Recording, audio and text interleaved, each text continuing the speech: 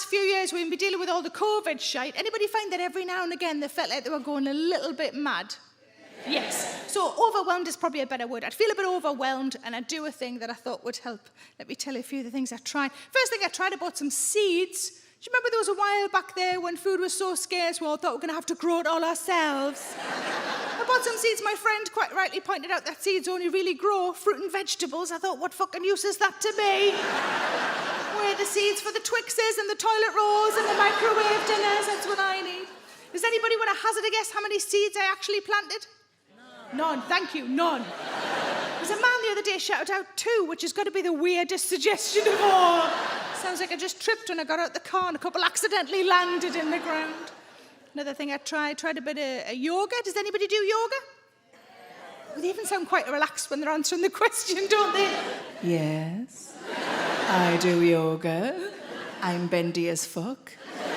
I tried a bit of yoga, watched a lady on YouTube. Had to turn the volume up really loud, though, because I couldn't hear what she was telling me to do over all of the clicking of my joints. And initially I thought, is this going to be harder for me? Because I'm fat and the woman in the video is wafer thin and tiny. Is this going to be harder for me? And then after a while I realised, if anything, I had a slight unfair advantage. For example, when she said, pull in your lower belly, I thought, I'm glad she knows I've got 2.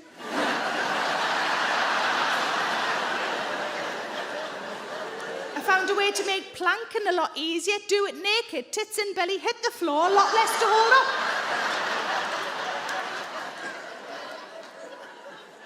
And pretty much every time she said chin to chest, I was sort of already doing it. How is that a fucking exercise? That's how I read.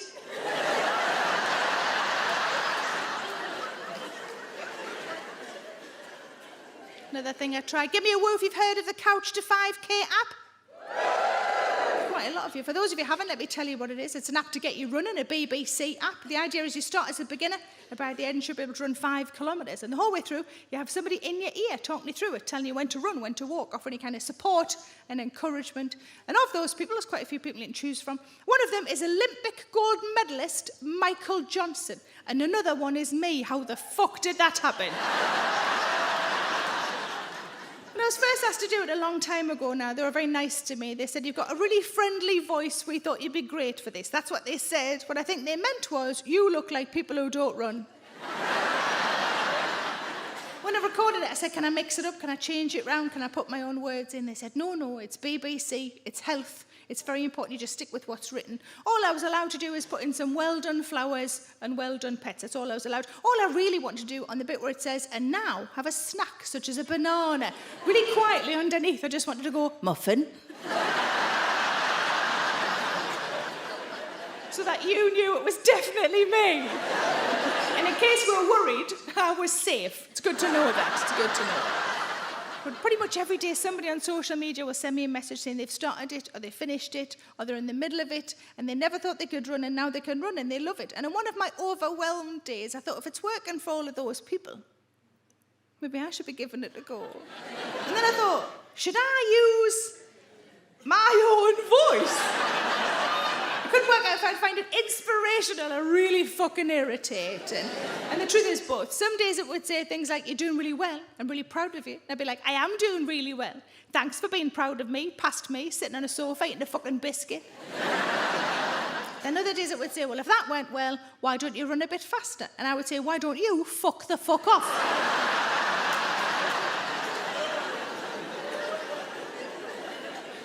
But my husband said, isn't it hard? He prefers to do weights, doesn't like to run. He said, isn't it hard? Because I did do it, I completed the whole thing, and I used my own voice like an absolute bell end.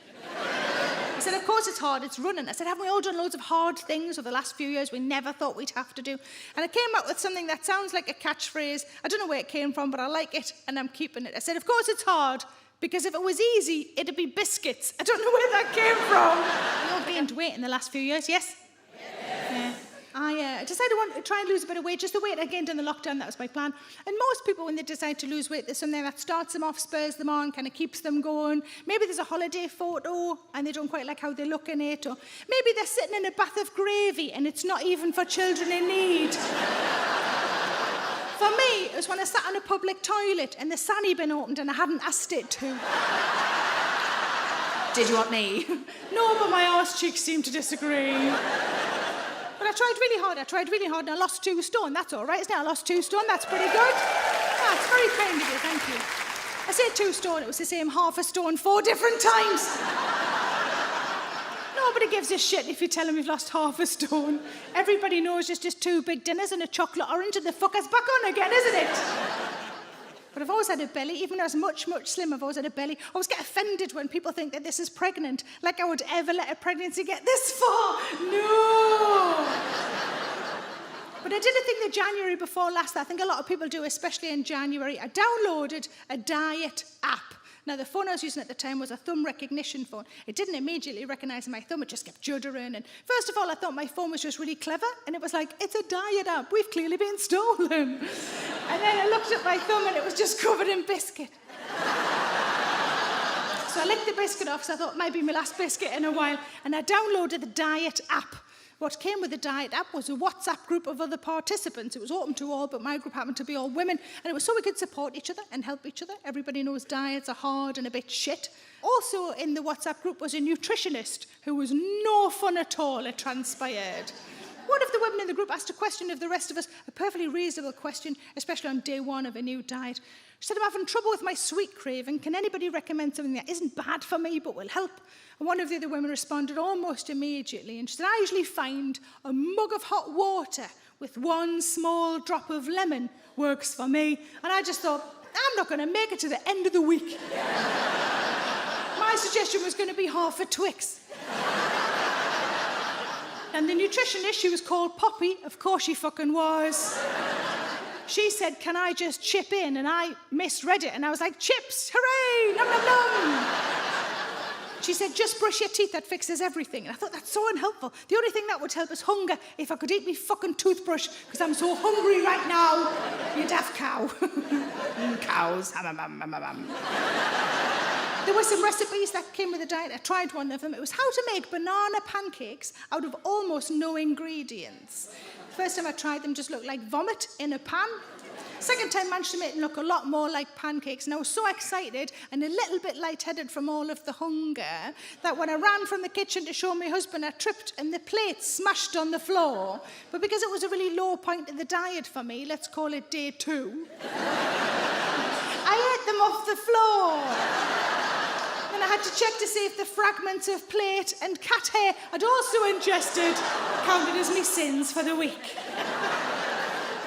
One of the women in the group got told off as an adult, got told off for eating goji berries. If you've never had goji berries, it's like chewing elastic bands. She got told off because goji berries are full of natural sugar, not really allowed on this plan. She wasn't having Cocoa Pops with cider poured on. She was having goji berries on her bran flakes, some sad sprinkled on some more fucking sad. I got told off I called it a diet. What I actually said was, I fucking hate this diet. We don't like to call it a diet. We prefer to call it a way of life. So I said, I fucking hate this way of life. She was right, though, because it was also my way of life from the 3rd to the 5th of January. I started to ask questions. You got a nutritionist at your fingertips, why don't you try and learn something? I said, I've got some questions for you, Poppy, is that okay? She said, fire away, anything you like. I said, I've had a cherry. Now, I thought it was okay because it's fruit, but now I'm not so sure it's on top of a bakewell. Is that okay? I've had an apple. An apple's full of natural sugar as well. It was surrounded by something called, what was it called? Crumble. Is that all right? I've had a banana. A banana's allowed. I mean, I ate it out of a stripper's crotch. Is that all right? She said that was fine. The next thing, it was covered in cream. I think it was cream. I couldn't be sure. It was dark.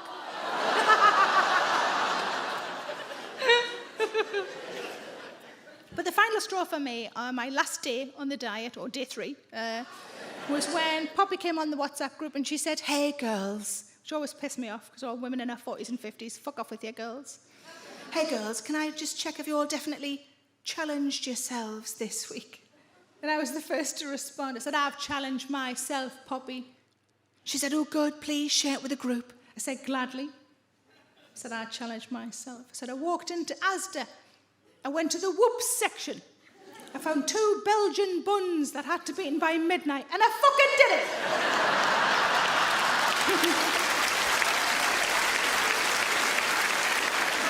Give me a word if you came here tonight with a family member.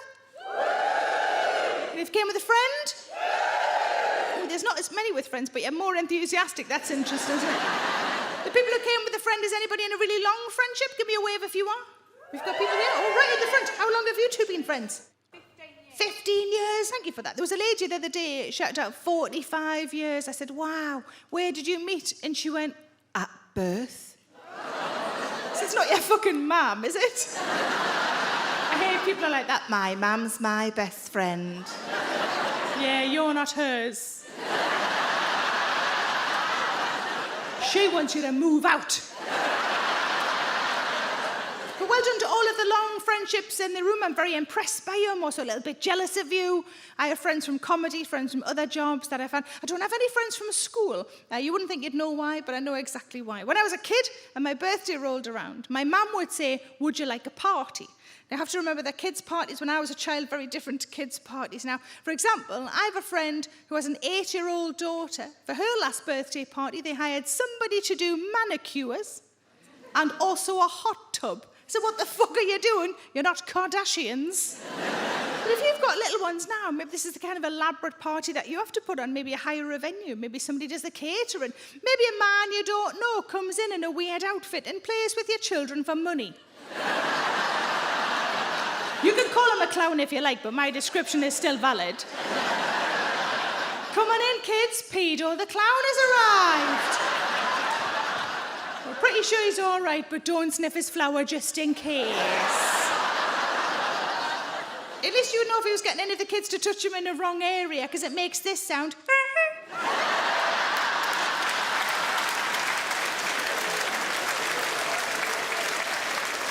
I fully expect at some point on this tour to start getting really angry emails from clowns, which I will then forward on to the police. I found another one for you. You're welcome. Did a show in Antwerp a while back, in Antwerp in Belgium, and just after I honked, a man on the front row, really quiet, really sinister looking, just went, do it again. So for him and for you. This is not the kind of party that was an offer to me, though, when I was a child. Let's gauge your age in the room. Give me a woo if you're under 40. 40 and above? There's a lot more of us. We can take them, can't we? The kind of party that was an offer to me in the 70s and the 80s would be this. 6 friends maximum. That's the sort of amount I would have struggled to fill at that age. Somebody would have to bring their cousin just to make up the numbers. In your house, wasn't it always in your house? And your mum or a mum, someone's mum, would prepare the food. And by that I mean they would cut it all into cubes. So it could take part in the hedgehog. Anything that wasn't cut into cubes was cut on an angle, so you know you're at a party. That's how you know. I don't know if you know, but this works as an adult as well. If you're ever at somebody's house and you're like, is it a party? Is it not a party? Look at the food. Is it cut on an angle? You're at a fucking party. Or the biscuits fanned out on a plate. You're at a fucking party. You don't do that for yourself, do you? You don't sit down in front of Bake Off with a packet of pink wafers in your best plate. No. You put the full packet in, pull out the wrapper.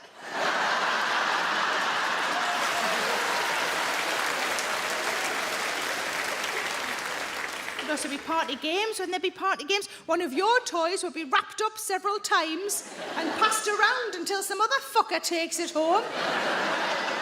Someone would piss themselves, wouldn't they, always? Usually the same child at every party. And you'd all go home with a little bag of crap. That's a kid's party, isn't it? The 70s and the 80s right there. The other option, if I didn't want a party, would be this. So I'm from a place called South Shields. South Shields is near Newcastle. And in Newcastle is a department store called Fenwick's, quite a fancy department store. And I had the option, if I wanted to, instead of a party, to go to Fenwick's for the day with my mum, just the two of us. We go to the restaurant, which was not fancy. Any restaurant that starts with your own tray is not fancy. And I could choose anything I liked off the menu, which every single time I went was always the same thing. All I ever wanted was chips in a bowl. That's all I ever wanted. Because to me, the height of luxury was being able to have nothing else with your chips but other fucking chips.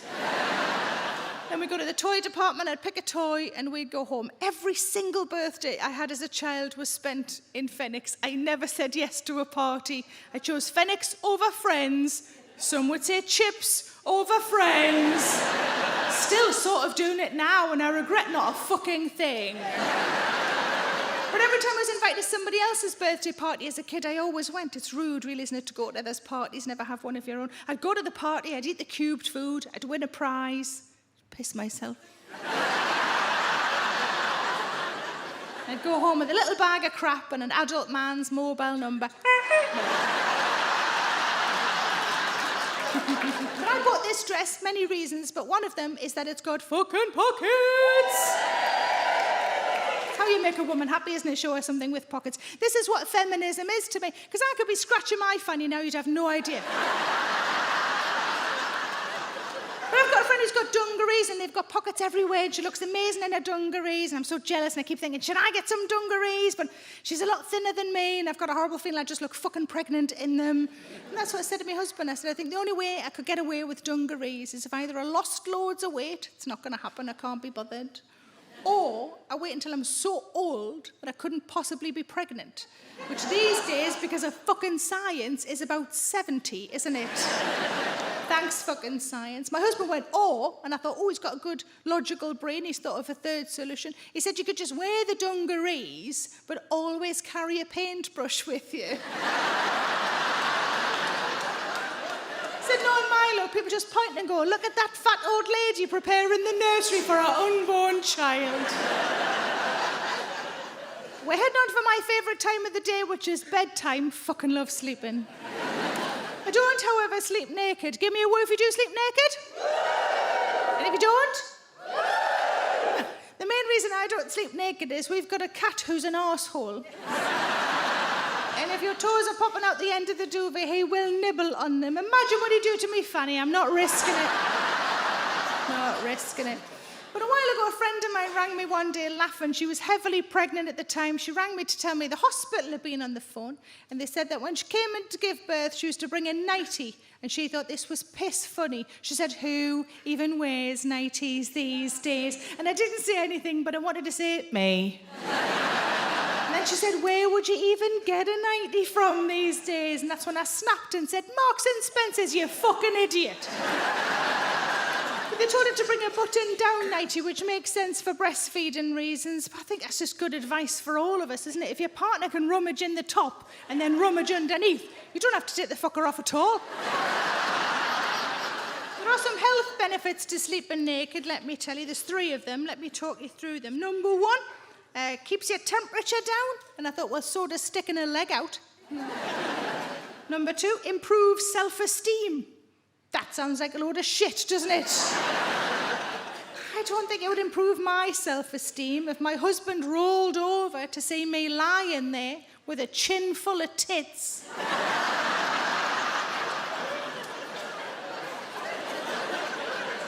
At least in a nightie they're contained, aren't they? Instead it looks like a carrier bag full of bread buns. And number 3, keeps testicles cool. It's mostly for the men, that one, obviously. Now, I've met some testicles in my time. Nice to meet you. I've never met a cool one. They've all got a degree of sort of tackiness, haven't they? Like you're waiting for them to dry. But I've got a nice tradition. I like to get new pyjamas for Christmas. Does anybody else do that? Yeah. So last November, I went around various department stores to have a look at what they had by way of new stock in the pyjama department. It wasn't great, if I'm honest. I would say half of them were fleecy. That's the noise that women make when parts of them are hotter than the sun. Nobody wants thrush for Santa coming, do they? No. The other half had slogans across here. I'm 47, fuck off with your slogans. I saw 2 slogans. One said, it's Prosecco o'clock, which I don't know if you know is not an actual time, just a fancy term for alcoholism. And the other one said, there's always time for a brunch. And there's not, is there? Sometimes it's just you and some Weetabix, and it's pretty fucking sad. But I thought, if they want slogans, why don't they have realistic slogans? So I had a think, and I've come up with 3 ideas. I am going to pitch them to the department stores, but I wanted to run them by you first. Is that all right? Yeah. Okay, so here we go. 3 realistic slogans for pyjama tops. Here we go. Number 1, don't come too close. I've worn these as clothes for 4 days. Get that one? Get that one. Number 2, that's not a pattern, it's tomato soup. And number 3, if I'm honest, the top smells better than the bottoms.